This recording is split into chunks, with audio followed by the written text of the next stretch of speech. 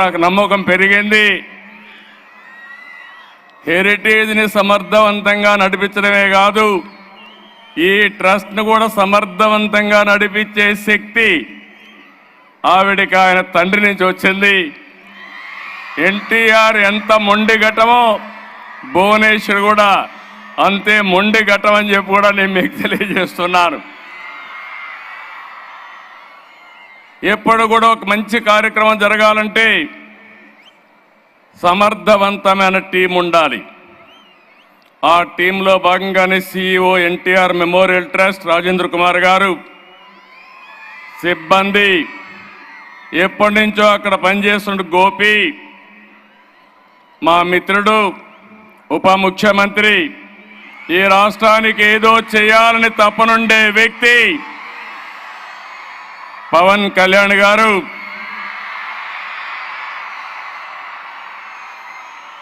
గౌరవనీయులు నటనలోనే కాదు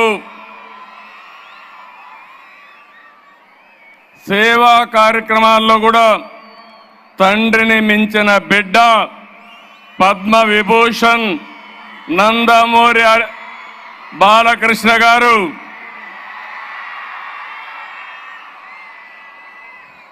మొన్నటి వరకు సేవలు అందించినటువంటి ఎన్టీఆర్ మెమోరియల్ ట్రస్ట్కి నారా లోకేష్ గారు నేను మంత్రిగా రికగ్నైజ్ చేయడం లేదు, ఇక్కడ ఆ ట్రస్ట్కు సేవలు అందించాడు కాబట్టి ఆయన్ని ఇక్కడ రికగ్నైజ్ చేస్తున్నాం.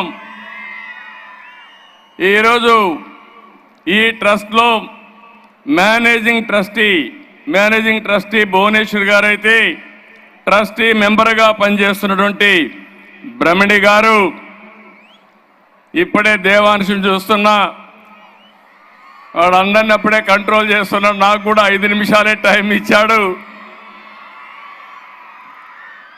అదే మాదిరిగా నందమూరి తమన్ గారు,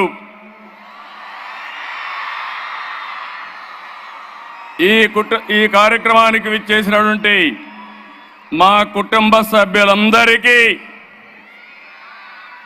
ఎన్టీఆర్ ట్రస్ట్ ఎంప్లాయీస్ అందరికీ, అదే మాదిరిగా స్టూడెంట్స్ని చూస్తున్నా ఎంతో ఉత్సాహంగా వచ్చారు.